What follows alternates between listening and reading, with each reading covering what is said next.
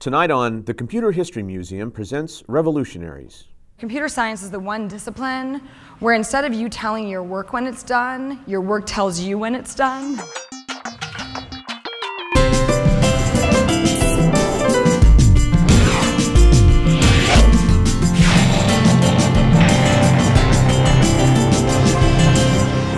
Marissa Mayer is an internet revolutionary. As the first woman engineer at Google, she led teams that developed some of the search giant's most important products. Marissa joined us to discuss her life and career just weeks before being named CEO of Yahoo. Major funding for Revolutionaries is provided by the Intel Corporation. Let's go over a little bit how you ended up in computer science. I know you've talked about this. You started out, actually, you were going to be a doctor, a pediatrician, right? Yeah, I really was very interested in math and science. I was good at it, and I really wanted to help people. I liked kids, and I was pretty sure I wasn't just going to be a pediatrician, I was going to be a pediatric neurosurgeon. That's pretty specific. Teaching at a med school and taking exceptional cases on the side. And I went to Stanford, and I was really quite certain I was going to double major in biology and chemistry. And I spent my first year doing that, and when I went home, I started comparing notes with friends who'd gone to other schools, and I realized that, well, it was a lot of memorization, I was good at memorization. We'd all taken the same classes. And I really couldn't justify, why was I going so far away? Why was I going to a school that was so expensive if the classes and the memorization were all the same? So I started thinking about things that I could do uniquely at Stanford. And in the spring quarter of my freshman year, I had taken a requirement called computer science for non-majors. And in fact, the professor the first day stood up and said, extensive data collected on students in this class has shown that of the 400 of you, it's a big introductory level course, of the 400 of you, exactly 2 will go on to take any additional computer science at all. And apparently I was one of those two. But I really loved programming. I was really excited about it. I found a bachelor's program called Symbolic Systems, which was interdisciplinary. It rolled together philosophy, psychology, linguistics, and computer science, which is basically, the way it stitches together is it's cognitive psychology, how do people learn, philosophy, logic, and how do people reason, linguistics, how do people express themselves, and computer science, can you have a computer that does the same? And I really came to the realization that I was much less interested in cutting up brains, and I was much more interested in how they worked, how they learned, how they reasoned, and what ultimately could be done with computers to try and make us all smarter and make life more convenient. And so I really got very interested in that, and then I went on to do a master's in computer science. I mean, it's such a specific major. It is. I don't know how many people pull together a major like that. Well, it's a program at Stanford. Now it graduates, I think, on the order of about 40 people a year. And there's actually a surprising number of symbolic systems majors, particularly in product design. So actually, there's a guy, Brian Rakowski, at Google, who was the original product manager for Gmail and Chrome. Reid Hoffman, it turns out, was also symbolic systems from LinkedIn. Scott Forstall from Apple, also symbolic systems. So there's a group of us. There's a group of you who had this very specific major. I wonder, so you took this class. What was it, and I actually think it's important to talk about this, what excited you about computers? Well, I liked the act of programming. I liked, building something, letting it run, seeing if it ran correctly. I liked the act of debugging. It was just a different sensation. One of my classmates in school once said, computer science is the one discipline where instead of you telling your work when it's done, your work tells you when it's done. Right? Because like in almost any other discipline, you can decide, yeah, my paper's good enough, or it was supposed to be 5 pages, and it's 4.5, but it's, I've edited enough, I've gone over it enough, I've proofread it enough, I'm done. But in computer science, your work either works or it doesn't. And yes, you can polish it at the end with comments and factor the code better and do things like that. But it really is the one discipline where you're interacting with your project, and your project gets to tell you when it's finished. And there was something about that I really liked. I liked that act of building. It's cool, right? And you know, women should be able to build things too, right? So, you know, one of the things I've been doing some research on, you know, women in computing and in the tech industry, and a lot of times people say, well, women they're not risk takers as much as men are, and so that's why we don't see them in startups. You actually then, you got out of school and you actually took a big risk because you were offered a job at McKinsey & Company, which is a very established firm that has, you know, many, you know, Fortune 500 executives have come out of there. But in the end, you went with a little startup. You took a risk, really, by making that choice. What were you thinking? Okay, this is risky, but I'm going to do it. I mean, what made you go there and not to McKinsey & Company? Well, I mean, it's important to think in context because it was a very different time. It was 1999. It was the height of the first internet bubble. And so, you know, everyone had a startup. Everyone was looking for programmers. It was a very, very good time to have a master's in computer science and be graduating. And I didn't really know what I wanted to do. So I went and I interviewed with all kinds of different companies, big technology consulting companies, management consulting companies, software startups, big software companies. I interviewed for some teaching programs because I had taught a bit at Stanford, and so I interviewed for some of those, and ended up with 14 offers. And so I just kind of kept collecting them because I do think that I end up making good decisions when I've got a lot of options. And so I actually kind of overwhelmed myself with options.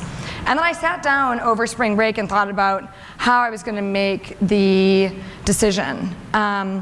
And I started thinking about the best decisions I had ever made. And I tried to pick things that were very different from each other and figure out what they had in common.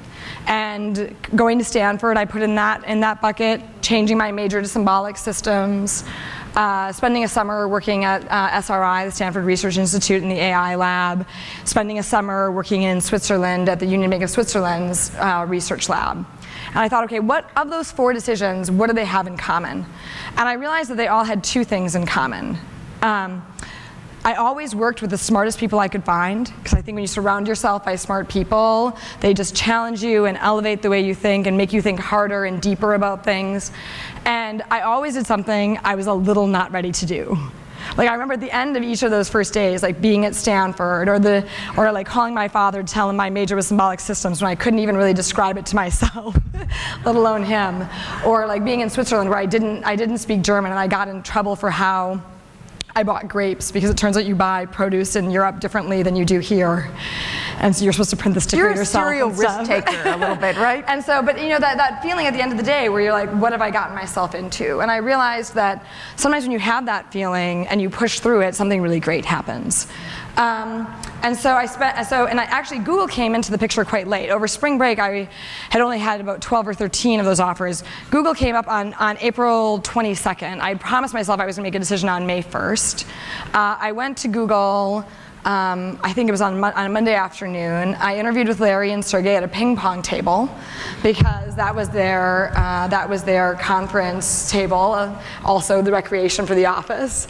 And then afterwards, I heard them get up and, you know, kind of gather the whole office, and it kind of sounded like everyone left. And Heather, our original office manager, came in and said, I'm sorry, I know that it was very important for you to get all of the interviews done today so you can make a decision soon, but the entire company is just left with Larry and Sergey to go to one of the venture capital firms, so you're going to have to come back tomorrow.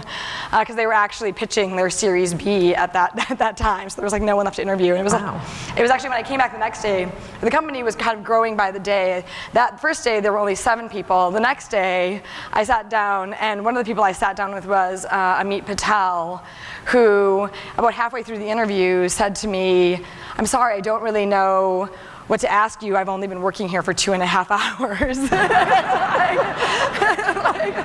And so, I mean, literally, because like, you know, the company was so small, you had to meet everyone, and like, Amit was like, I turned up this morning, and they said there's someone coming in to interview, so I'm interviewing you, but I don't really know what I'm interviewing you for, because I don't really know what I do yet either. What's amazing is you still took this job, so And so, but I looked at it, and it was, I mean, I do think, I remember one of the nights when I was making my decision, looking at the 2 business cards, because there was the McKinsey card, and it was like, you know, 100-pound cardstock. It was like really thick, and it didn't even have like the name of the company. It was like, you know, the name was in one lower corner for McKinsey, and the other person's name was in the lower right-hand corner, like nothing in the center of the card. And then there was the Google card, and I still have like Larry and Sergey's original cards, where you could like, it was like on like the typing paper equivalent, and it was like this bright. It was actually during the days when we had our big puffy original logo. Eventually, we slimmed it down, like the summer of '99, but it was this big puffy logo with the exclamation point. If you looked at it, you could see the dot matrix printer that printed it, and if you looked really close, you could see the perforated edges where they had torn the business cards apart themselves, which explained all the schnibbles on the floor when I interviewed, because like, there were always like little white pieces of dust all over the floor. It's because everyone was busy tearing apart their own business cards. And so it really was, in the very early days, it was a big dichotomy, but I really felt that Google represented the smartest people of the different companies I talked to, and something I felt not ready to do. There were 8 different search engines. They were all pretty good at the time. The search engine market was very fractured. It wasn't clear why the world needed another search engine. And a lot of the other companies were great, but I just realized that I would learn more going to Google and trying to build a company and be in the room as the decisions get made and understand, why would you do the Yahoo deal, or when do you decide to roll out image search, and being in the room for that, then I would be giving advice to companies and then walking out as the decision got made. And so I realized that I was going to learn even more, being at Google, even if we failed, than I was other places. I mean, it was definitely a brave decision, and obviously it has thrust you into the spotlight in ways you probably never imagined. I mean, I think that I remember, it's funny because I tend to analyze things a lot, so I like to do matrices where sort of like one option per line, different facets for each column, and I have some of the original matrices I did as I was making that decision that included like salary, location, happiness index, failure index, and all that. And to my credit, I actually gave Google 100 times more likely chance of succeeding than any of the other startups, because I gave them a 2% chance of success, when I gave all the other startups a 0.02% chance of success. And so, but still, it was a long shot in any case. Well, it paid off. What was it like? You were the first woman engineer they hired, right? What was it like? What were you working on? What was it like to work at a table with all these other guy computer engineers? Did you even think about it? I mean, you'd already been in classes with all men probably as well. Yeah, I mean, I guess one of the things that I'll always say is, people ask me about what was it like to be a woman at Google, what is it like to be a woman at Google? I just don't frame it that way. It's not like I walk into the office in the morning and think, what is it like? What will my experience today as a woman be like, right? What is my experience as a Googler like, and a geek? And being a geek at Google is great. Like, you're surrounded by all kinds of other people who are excited about the same technologies and wanting to build the same interesting things and achieve these visions. And so, my experience has always been one of that. But I do think it was, we just had so many different ideas and places we could take things. I started about a week apart from Paul Buchheit, who went on to basically be the creator of Gmail, now at Y Combinator. And Paul and I were basically programming buddies. So Larry and Sergey said, okay, we need one of you to build ads, and we need one of you to build product search so people can find things to buy online. And they were like, and then we need you to review the other one's code. And so Paul took product search and I took ads, and we started programming and doing design reviews and things for each other. And so I was trying to figure out how to match ads to the searches, and Paul was working on how to actually find things that were for sale in the middle of our index. And so it was a very, very fun time. Interestingly, our first task, however, was not product search or ads. Our first task, which is actually great because in some of the pictures you can see it, our first task was to hang the vinyl banner that said Google in front of the office.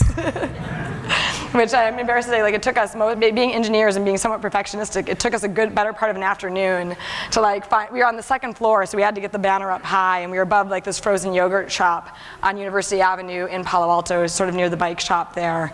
And there were these two balconies, and we needed to get the sign hanging and centered between the two. And so you really we were engineering this all like, throughout the day. Was... But some of our early pictures of that office, you can see that banner that Paul and I hung the first day. And it was ironic, but this past year, literally almost to the day of my 12th anniversary of the company, I was in Shanghai, and I ran into a Chinese venture capitalist, and he said, how long have you been at Google? And I said, I've been there 12 years. And he's like, you know, I feel like I found out about Google about 12 years ago. He was like, I was sitting eating lunch on University Avenue, and there were these two kids trying to hang this sign. And I was like, that was me. That was my first job. Like, it is almost 12 days. It's almost 12 years to the day. It was just such a small world to run into this guy, but it was really funny to hear him recount Paul and my like very uncoordinated adventure hanging incredible. The sign. I mean, that sort of makes you think there's some strange mystic thing going on in the universe, well, even if you're a computer scientist. Or that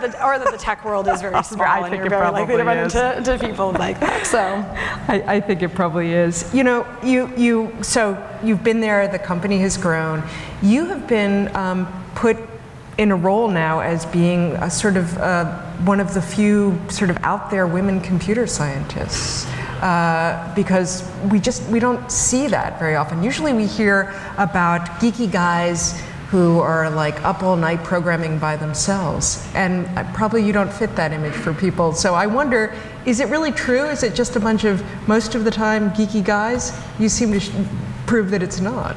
I mean, I think that one of the things that holds computer science back on both sides of the gender issues are stereotypes. Right? No one wants to be a stereotype. Right? And you know, everyone wants to know that they can achieve what they want, being who they are, being their authentic self. And I think that, you know, that's really what's important for young women in computer science. That's also true for men, to basically say, you know what, you can be girly, you can be a jock, right? You can be any of these types of people, and you can still be a great programmer and have an amazing impact through technology, and you can do that on your own terms. So I think that sometimes pop culture really shortchanges hackers, computer scientists, right, in building too much into that stereotype. You've begun to mentor other women in technology. I mean, this is a topic you personally have decided is important. And I guess one question I would ask is, why is it important? If there are more women in computer science, will it change something? Do women bring something different to the field? Well, I definitely think that, you know, one of the things we're seeing is the impact of technology is so broad, and when these technologies are deployed, they affect billions of people all over the world. And if you're building something for a diverse user base, it's helpful to have that user base reflected in the building process, right? There's more insights into how it's going to work, what's not going to work well for people in that process. So I think that ultimately it is helpful. But I think in terms of getting more people into the field, I do think that what you want is a multiplicity of role models or a multiplicity of mentors to actually understand all kinds of different types of people do this and are good at it. And I think, you know, that's really what mentoring is about, is to say, you know, look, you know, here's how I do this. I do this my way. You should do this your own way. But giving people some idea of the path and how to get there. You've been working with a woman from Tanzania, Susan Mashibi, who is a fascinating woman. She's a pilot, and now she has a company in Tanzania that works sort of setting up, I guess, flight patterns in Tanzania, doing all this amazing. There were several companies, you said. Tell us a little bit about your relationship with her and what she's working on and what that's been like. Sure. Well, there's a mentoring program through the State Department and Fortune magazine, and they identify 30 women leaders from all over the world, developing countries, and bring them to the US. And first they go to DC and they spend some time in the State Department. Then they go and spend almost a month with their mentors, shadowing you at work, really getting to know each other, and then the program concludes in New York City, where they get to go to Fortune and all kinds of different media companies there. And so I've done this the past 2 years. I had Catherine Nyambala from Kenya one year, and this year Susan Mashibe from Tanzania. And it's just been a really wonderful experience, because I find that I learn a lot from them in terms of how they run their business and what some of their challenges are, and we get to share all kinds of ideas. In fact, it was really fun and interesting with Susan this past year, because she was like, we need to map she's like, we need to map Tanzania, we need better maps. So we had rolled out Map Maker US, where people can edit the US map, and she's like, when do we have Map Maker for Tanzania? Like, how are we going to get all the businesses in Tanzania online and searchable? And how are we going to get checkout in Tanzania? We really need to be able to accept credit card payments in Tanzania. And so she was, it was sort of interesting to see how those products could ultimately play out in her role. But yeah, she is the first woman pilot from the country of Tanzania. She was actually educated at the University of Michigan, went home and tried to get work maintaining airplanes. And one of her mentors there said, why are you looking for work maintaining airplanes? Why don't you open up a company that maintains them? Which she did, and now she actually has a few different companies, because she's got the one that actually houses and maintains the airplanes, another one that schedules the different flight patterns for arrivals, another one that's more tied in with tourism, and it's really been fun to see someone who's really a leader and very entrepreneurial, and also help a little bit in terms of what her challenges are, and learn from her about my challenges. Now, she's not a computer scientist, though she is an engineer, and so I guess meeting somebody like you from a huge company like Google, it must be wonderful for her. Do you also work with younger women who are interested in computer science? I do. One of the programs I've run for almost the past 10 years at Google is the Associate Product Manager program, which is where we take new graduates in bachelor's and master's programs and put them through a 2-year program where they learn how to be a product manager at Google. And we take people who have backgrounds in computer science and bring them right into the discipline of product management. And in the early days I started it because basically we needed to hire product managers faster, and I had a bet with my boss. My boss was busy trying to hire product managers from industry, and a lot of product managers were either too sales focused, too marketing focused. Google's always been a very technical company where what was technically possible and what the engineers wanted to build drives a lot of the decisions around products. And we were hiring, you want to ultimately scale product management linearly with engineering. So if you have one product manager for every 10 engineers, that means you have to hire one product manager for every 10 engineers. And when we started having a product management group, our head of product management, Jonathan, who was my boss at the time, was hiring about one product manager every 2 months, where Wayne Rosing, our head of engineering, was hiring 8 engineers every week. And so I was like, we're scaling at like a 64-to-1 ratio. And so I said, I bet that I can grow new product managers faster than you can hire experienced ones. And Jonathan said, well, how are you going to do it? And I said, well, I'm going to find graduates from computer science programs that really understand not just technology, but the applications of it. And we're going to throw them in over their heads and give them a lot of responsibility, which is kind of what happened. There was another fellow who started right out of school just when I did. Salar Kamangar and I started. He was 23, I was 24, and we just kind of got thrown in over our heads, and Larry and Sergey just yelled at us until we became the people they needed us to become. I was like, we're going to do that with hopefully less yelling for the associate product managers, because it took a lot of yelling for us. But it ultimately has been a great way to find all kinds of young people who are just starting off their careers to mentor both men and women. And to date, we've hired almost 300 people into the program. So each year it's about 30 or 40 people coming in. And there's just a lot of really inspiring, great people who've got, some of our associate product managers, Brian Rakowski, who I mentioned earlier, was the very first hire, did Gmail and Chrome. Brett Taylor, now CTO at Facebook. came to Google and built the first version of Google Maps. You know, there's been all kinds of really wonderful people coming through that program, and I've gotten to know some of them through that. Why, I guess I would ask, why did they think it was important to have a diverse workforce? Do you think that having different kinds of people at the table gives you a better product in the end? You know, so if you have women or you know, and you know, African Americans, whatever the diversity is, does it give you a better product? Oh, I absolutely think it gives you a better product. I think it's hard for me to say exactly what Larry and Sergey were thinking, but for both of them, they'd always wanted to start a company. And they had spent a lot of time thinking about exactly what kind of company they wanted to start, from studying other companies in Silicon Valley to reading a lot of different management books and different philosophies. And they said, you know, look, everything says that if you have a balanced workforce, and especially a very respectful, inclusive workforce that's inclusive of all different types of people, both genders, ethnicities, all types of people, you ultimately do end up building a better company, a more robust company that has better products. Let's geek out here for a minute and talk about what you're doing right now. Sure. You're in charge of a really, what seems to me an incredibly important area right now for the future, which is all the local initiatives, you know, what you're going to see on your mobile device.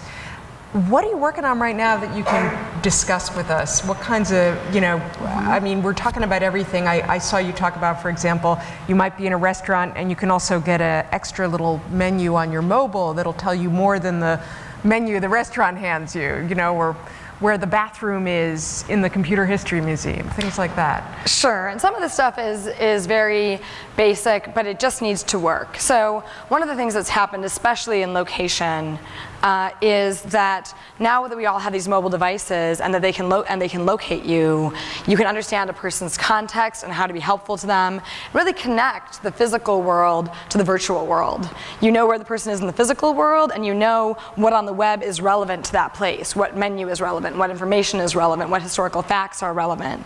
And it's really fun to pull those things together. So some of the basics that have to work are local searches. Today on Google.com, the number of searches and the percentage of searches that are done every day that are locally oriented, 20%. So 1 in every 5 searches done on Google is about local information. So my team is working really hard on that. On the mobile phone, as you can imagine, the percentage is even higher. We're also working really hard on maps, and maps on the phone is something. How many people used maps on their phone today? This is sort of the insight that I had, one of the insights I had when I was picking Google. Like, I took it for granted because I've always been a really curious person and I loved internet search. But when I was trying to figure out where I wanted to go, I was like, of these different companies I could work for, are there any of them where I could imagine using the product at least once a day? Because like in 1999, you did like 1 internet search a day. You know, today we all maybe do 20 or 50, or according to my search history, somewhere between 85 and 100. But if you know, it starts with once a day. And when I realized after working on search for 10 years, search and related things, all of a sudden I realized I couldn't remember the last day when I hadn't used maps on my phone at least once. And I started to realize that, you know, that percentage and use case, especially as the map becomes more and more personalized, more and more useful, was just going to explode. And a lot of what was really fun and interesting and exciting right now was local, mobile, social. And so making sure that maps work on the phone is really important. Google Maps for mobile, which we call inside GMM, has more than 250 million active users of the product. So it's just a huge group of people who are using this on a daily basis. It's really very exciting. And then there's all kinds of fun things, because once you get the basics of local search down and you understand how all this information relates to location and you get maps down, you can start doing really interesting things that I like to refer to as contextual discovery. If I understand your context and where you are, what can I tell you? So, for example, if you're sitting in a restaurant, you know, now we even have Google Maps indoors. We know that you're sitting in that restaurant. It might be the case that the waiter hands you one menu we can produce another menu that's a social menu. It shows you what the most popular dishes are, what dishes your friends liked. You know, you could be a tourist in a city, or you could just be someone local, but if with a little bit of location history, we can tell whether or not you've been somewhere before. And if you're standing in front of, I was in Austin for South by Southwest this past year, you know, me being there for the first time, give me facts about the state capitol building, right? If it's on your commute and you walk past it every day, show you the news. We should show you news. We should show you, you know, your email. We should show you updates from your social network. So I think that, you know, context can play a big role. And interestingly, context, location can also help us tap into a level of accuracy that we haven't seen before. There's all kinds of really difficult searches that we aren't good at today. And I remember one day. What would be an example? What are we not good at? Well, one day, you know, for example, I mean, there's just some searches you can't do without context, or you can't do very well. So there was one day where I cataloged all the searches I didn't do, either because I didn't have a device available for search, or because it's just not possible to do them. The query of, what is that bird over there, is like impossible to do a search on. You could describe it, you could take a picture, what would you do with a picture? But if you can take a picture, and now with things like Google goggles and visual recognition, we can find the bird, and we can figure out that it's brown, and it's rough size and scale. And now, not only do we know that it's a brown bird, but we know that it's January, and you're in Northern California. You know, you can narrow it from, you know, 3,000 brown birds to maybe 5 or 10, at which point in time, a searcher can just visually pick through those answers. So something that would be completely impossible, a bird with no context, identify it. Suddenly becomes much easier when you have context, location, and time. That, I have to say, that excites me, because when I've traveled and I've seen birds and I'm like, what is that absolutely gorgeous bird, right? And you have this sense, and I've tried Google goggles and it hasn't given me the answer. So we're getting there, but context will help. Context will help. I'm just telling you. And of course, then there's always the zoo problem. But the good news is now with Google Maps, hopefully we'll know you're at the zoo, and we'll know that all bets are off as to species. But you know, you manage a lot of people now, right? So how many people do you actually manage at Google? Well, in total, it's about 6,000, but it's about 1,100 full-time employees. Because we also have, in a contract capacity, we have the Street View drivers. We have various people who are helping us produce our map tiles, our actual drawings of maps, verify the accuracy of that local information. I wonder, I mean, one of the things that was always so interesting about Google in the early days was a real desire, I think, to keep it a place where you could be imaginative and creative about computer science and engineering. How do you do that when, I mean, now, as you said, it's 30,000 people. You've bought Motorola Mobility, so that's going to increase the number. Do you find that working with so many people, you can still be really creative as a computer scientist? Oh, absolutely. I mean, because a lot of it has to do with your specific group and ideas that you're excited about. Right, and so like, yes, you know, you could choose to be overwhelmed by just how big things are, but you know, day to day, right, you're generally working with a small team, right? There's probably, you know, 3 or 4 people on your core team, and even on your extended team, it might be, you know, 20 or 30. But the nice thing about Google, and one of the things that I've always found really exciting about working there, is there's a lot more work than people. And it's sort of interesting, there's some people where when they walk into an environment and you realize, oh my gosh, there's no way we could ever get everything done that we need to get done, they get completely overwhelmed. And there's other people who are like, wow, we're never going to get done everything we need to get done, which means there's so much that I could do that would actually be useful and helpful. And you know, Google is very much still in that space. There's a lot of interesting things we want to do. I mean, like, what we can do with location, what we can do with context, how we can help people get places more efficiently. You know, last year we introduced a feature called Route Around Traffic. So you could actually plant your route and actually say, no, like, take me away from the red areas on Google Maps. And it's crazy, but you know, it saves something like, you know, I think it was like, I don't even remember the numbers, but it's like almost 1 million hours a day that are saved in terms of like people, you know, and if you start thinking about what that is, it's just a huge amount of productivity and ways that people can spend their time. But like little things like that where you'd be like, well, wait, like how much of an impact can helping people avoid traffic be? And it can really, and it can really actually, it can really help. And it's a small insight. It's a hard computer science problem to be able to try and predict traffic, to understand how to route someone around it, and actually. How do you encourage that, though? I mean, when you have so many people, I think one of the hard things is encouraging that kind of creativity so that everybody feels some sense. I mean, are there still sort of policies? There used to be, I don't know if it still exists, the 20% policy, right? You could work on a project that just interested you.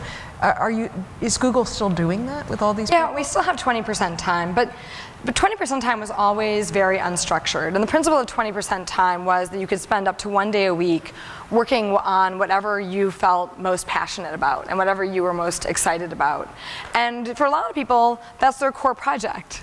They're actually on what they care most about. But for people who start to look around and say, you know what, I'm really excited about this area and I don't see anyone else working on it, and I think there's something there, they can really tap into that, and it's a way of bringing new ideas into the fold. You are obviously very excited about computer science. And it's wonderful, and it is exciting. So we were talking about how to get more women to major in it. And you were saying we just need more computer scientists, period.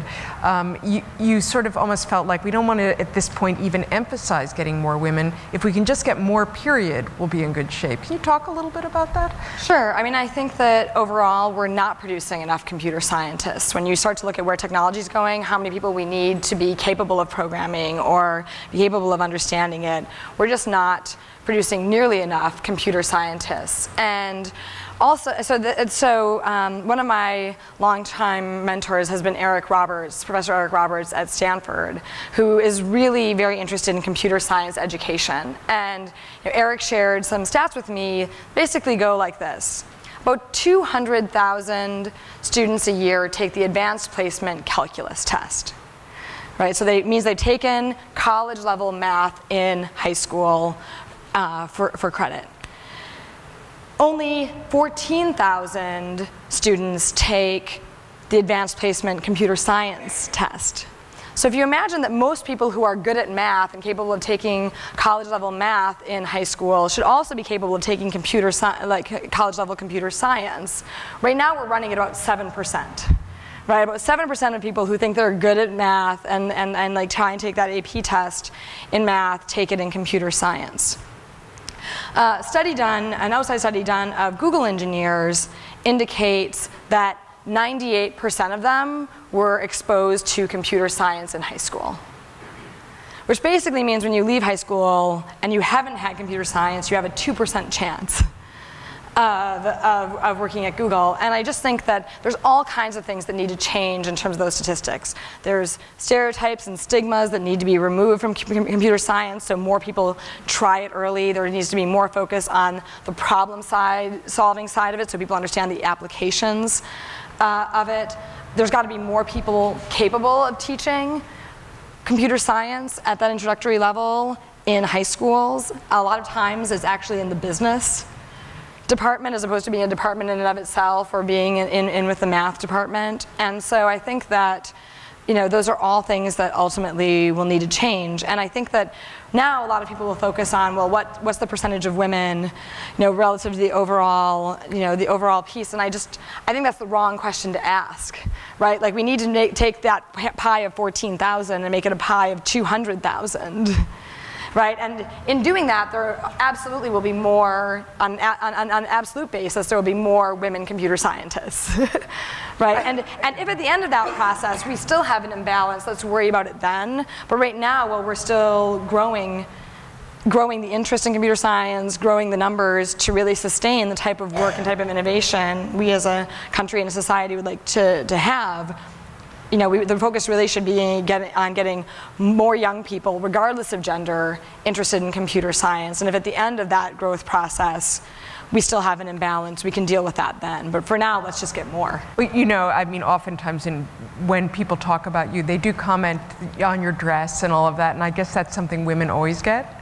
But maybe that's a good thing a little bit in this way, that people can see like, oh, this is what a computer scientist can look like.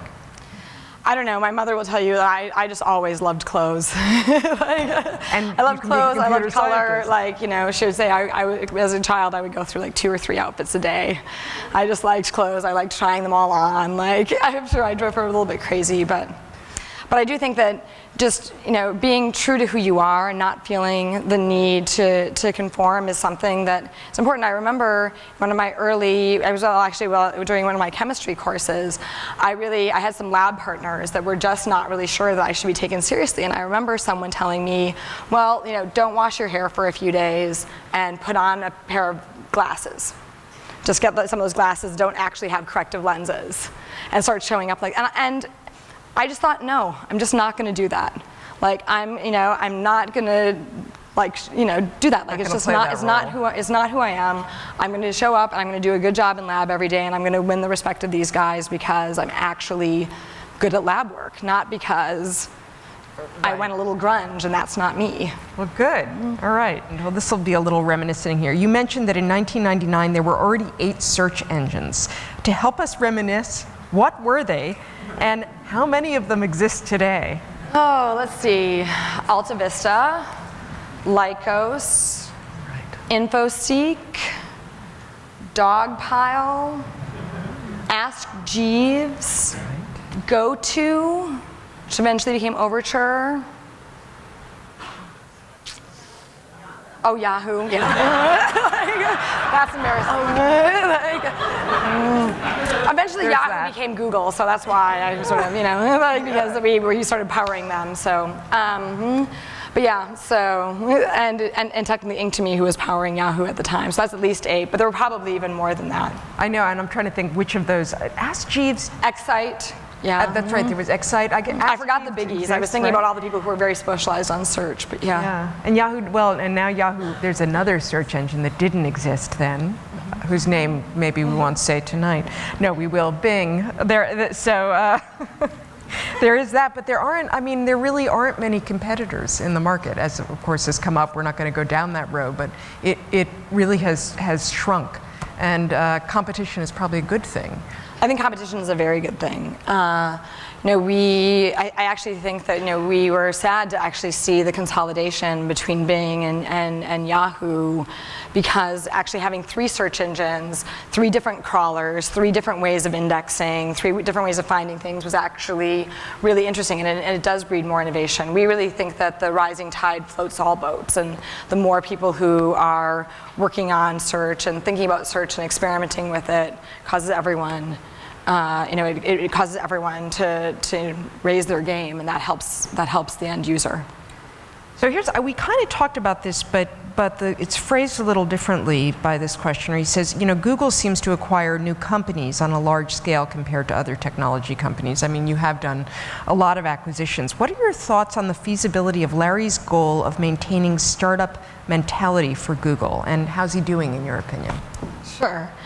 We do a lot of acquisitions. Last year we did almost an acquisition a week. I think that we did about 50 acquisitions last year. But that said, you know, I think really have it down to a good system of integrating people into the company, and you know, a lot of them are small companies where we're doing a talent acquisition for a particular type of engineer or a particular type of expertise. But I think overall Larry's been doing a great job. You know, his goal was to increase speed and velocity. As I talked about earlier, that notion that we didn't need meetings. There were 4 of us sitting in an office and we could just make a decision together without even calling a meeting. You know, we're trying to get back to that.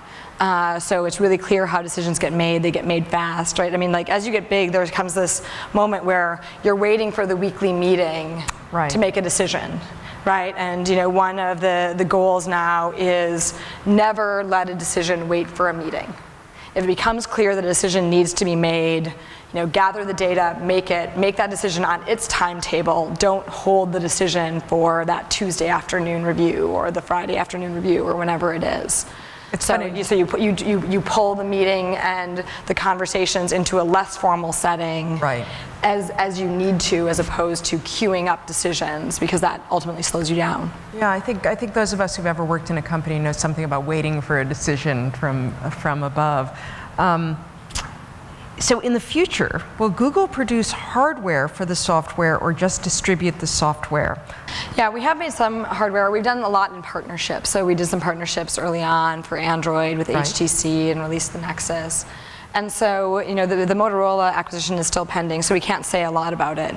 But it certainly is our intention to have that hardware business be a way that we can showcase some of what's new and interesting on Android. So having, you know, a phone that can act as a benchmark in terms of what we think, you know, works well for Android in terms of the number of pixels on the screen and how many lumens it is and battery life and things like that. And I think it's going to be a good opportunity for us to experiment there. Apple and Facebook are innovative companies generating market worth maybe 2 times Google. How does Google measure its innovativeness? Is Google doing the best it can? Well, I guess you would say yes, you're doing the best you can, or maybe you're not. I don't know. What do you think? I mean, I think that we're very proud of a lot of the innovation that we've come up with over the years, and even recently. You know, just yesterday we launched Search Plus Your World, thinking about how to take search, make it more personal, start to pull in some of the social content and recommendations from around the web. You know, Android I think is very innovative. Chrome is very innovative.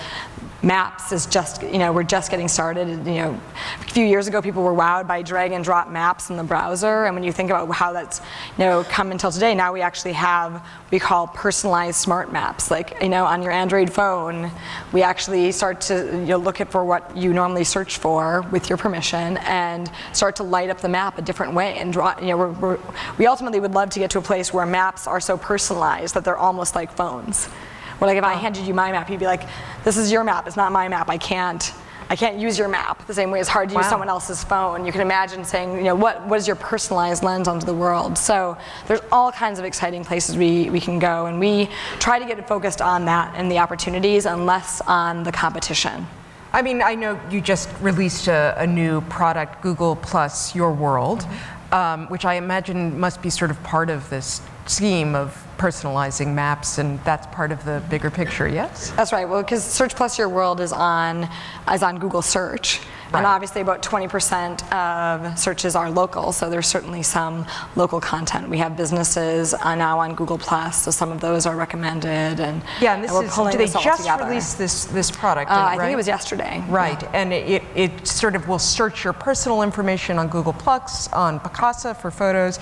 The thing, as I said, Amit Singhal explained it to me, and I said, but it doesn't do Facebook or Twitter. You guys, I wish you would all play nice together.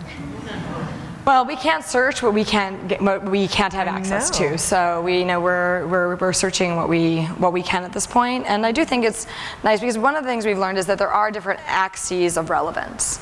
You know, there's the, okay, you know, you typed in New Zealand, what are the most authoritative web pages in the world on New Zealand? But it's also nice to be able to see that, oh, your friend was there a month ago, and these are their posts, and this is where they stayed, and this is what they liked. And so, you know, having some access to that social and personal element of search and what's relevant to you is really important in the context of doing great web search. Being a VP in a company like Google, how do you balance work and your personal life? So my philosophy on this is simply stated, find your rhythm. And I think that, you know, people talk a lot about burnout. And, you know, in Silicon Valley, when people are coding all night, working 80, 100 hours a week, you know, a lot of people also think that, you know, Google just happened. And, you know, Google didn't just happen. I mean, it was 100 hours a week, and it went on for years. I mean, for my first 5 years at Google, I pulled an all-nighter in the office at least once a week.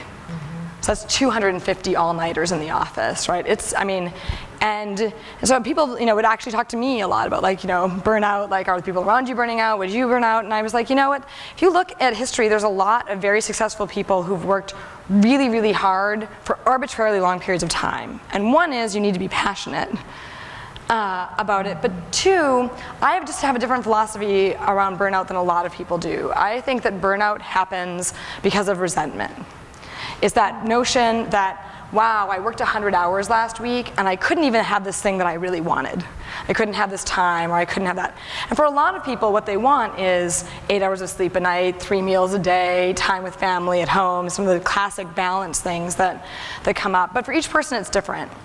So one of the things I've done as a manager is, if I see someone who I think is working really hard and may not have everything quite in balance, though I'm not a big fan of the balance word, I'll say, tell me what your rhythm is. Tell me what it is that when you miss it, or when you can't have it, you feel resentful towards your team, towards me, towards Google. Think about it. And I've gotten all kinds of interesting answers from that exercise. A couple of great examples. There was a guy, Nathan, on my team who was 1 year out of school, working really hard. I said, Nathan, what's your rhythm? Tell me what your rhythm is. And he came back and he said, Tuesday night dinner. I said, tell me what Tuesday night dinner is. He's like, well, my friends and I that all graduated together, every Tuesday night we get together and have a potluck at someone's apartment. And he's like, and if I miss it, or even worse, if I have to cancel it when it's supposed to be at my place, I'm resentful the whole rest of the week. Every night, 6, 7 o'clock rolls around, and he's like, I couldn't even go to Tuesday night dinner, so no, I'm not staying late tonight. And I was like, okay, well then Nathan, now we know, we're never gonna have you miss another Tuesday night dinner. Right? So and I was like, now it's partially my job to make sure that you get out of here on Tuesday nights and that people don't ask you to just stay late just this one night this week. Right? And I had a soccer mom with 3 kids, Katie, and she was working on Google Finance, and her team was in Bangalore. And she kept doing video conference calls at 1 in the morning.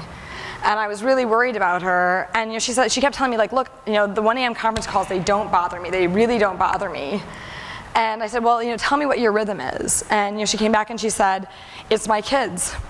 She's like, if I miss the soccer game, or I'm 5 minutes late for the recital and walking in the middle of their piece, she's like, the whole rest of the week, I'm doing these calls at 1 in the morning, and I couldn't even be there on time, my child, or I couldn't even be there for the soccer game. And I said, okay, then Katie, now we know, we're never going to have you miss or be late for something for your kids again. And it was interesting to watch, because we'd be in meetings, and it would be I know Katie had that 4 o'clock game, and it'd be 3:40, and she'd be getting up to go, and people would be like, oh, Katie, can't you just stay? Can't you just stay for 5 more minutes? We're almost done. Then we don't have to meet again tomorrow. And I'd be like, no, Katie's got to go. Right? Because it was that kind of pull. And so you have to figure out, what is it that you want, that when you can't get it, you're resentful of it. Did you find that the work you got out of them was more focused? Oh, absolutely. And so, I know for me, and I do think it changes at different stages of people's lives, and for me, it's been travel. Just for sort of my own sanity, and maybe for my team's sanity too. Every 4 months or so, I like to just walk out of the office for a week, go somewhere I haven't been. So, really being honest with yourself about what is it that you really want. Yes, you can work arbitrarily hard, especially if you're working on something that you love. But, is there something in there, like Tuesday night dinner, or never being late for the kids, or travel every few months, that if you don't have that, you're like, wow, why am I working this hard if I can't even have that thing? Well, speaking of time, I think we're about out of it. So thank you so much. Thank you very much for having me. It has been quite a journey so far for Marissa Mayer, from her beginnings in Wisconsin to the National Youth Science Camp, on to Stanford University, Vice President at Google, and now CEO of Yahoo. There are many stories like this at the Computer History Museum. Please join us next time for another episode of Revolutionaries.